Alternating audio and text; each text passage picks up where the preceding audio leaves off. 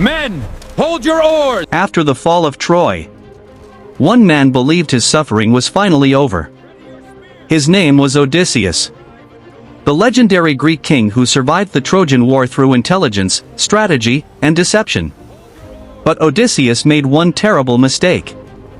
A mistake that would turn the sea itself against him and awaken the wrath of Poseidon, the god of the ocean. As Odysseus and his men sailed home, they landed on a strange island. At first, the island seemed peaceful, but hidden inside a giant cave lived something terrifying. A monstrous Cyclops named Polyphemus. The creature was enormous. A one-eyed giant with the strength of a beast. And unknown to Odysseus, Polyphemus was the son of Poseidon himself.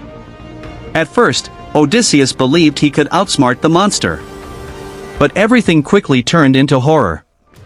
The Cyclops trapped Odysseus and his men inside the cave by sealing the entrance with a massive boulder.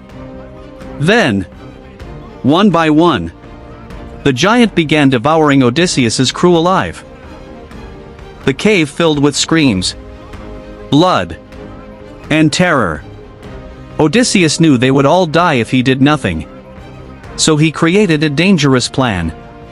First, he offered the Cyclops strong wine. The giant drank heavily until he became drunk and weak. Then Odysseus and his remaining men sharpened a massive wooden stake in the fire.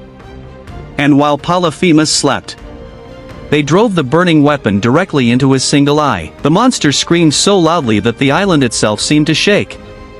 Blinded and furious, Polyphemus searched wildly for the escaping Greeks. But Odysseus tricked him again. His men escaped hidden beneath sheep as the Cyclops guarded the cave entrance. Finally, Odysseus escaped to his ship. And that should have been the end. But Odysseus let his pride take control. As the ship sailed away, Odysseus shouted back at the Cyclops, mocking him, revealing his real name, and telling the monster exactly who had defeated him. That single moment changed everything, because the wounded Cyclops lifted his face to the heavens and called upon his father, Poseidon, god of the seas, god of storms, god of destruction. Polyphemus begged Poseidon for revenge, and Poseidon listened. From that moment onward, the ocean itself became Odysseus's enemy. Massive storms destroyed his ships. Deadly waves scattered his men across the sea. Entire crews vanished into the water. Sea monsters hunted them through the darkness. Every time Odysseus came close to returning home, Poseidon struck again. Years passed. Then more years. Odysseus wandered the sea for nearly 10 years after the Trojan War. His friends died one after another. Some were eaten by monsters. Others drowned in storms. Others were cursed by magic. And through it all, Poseidon continued watching, waiting, punishing. Even the gods of Olympus feared the sea god's anger. At one point, Odysseus became trapped on an island by the powerful nymph Calypso. There he remained for years, far from home, far from his wife and son, completely broken. And still, Poseidon refused to let him go. But eventually, the goddess Athena stepped forward to help Odysseus.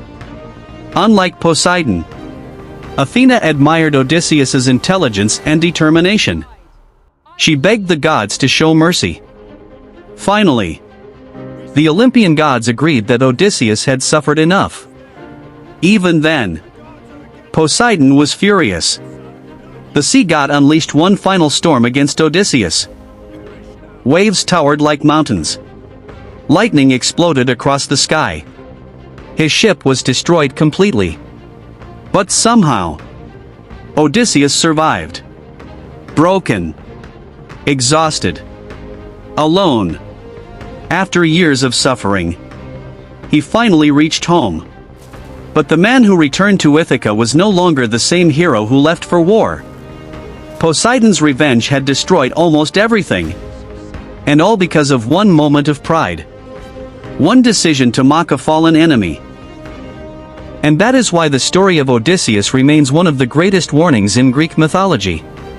Because sometimes, surviving the monster is not enough.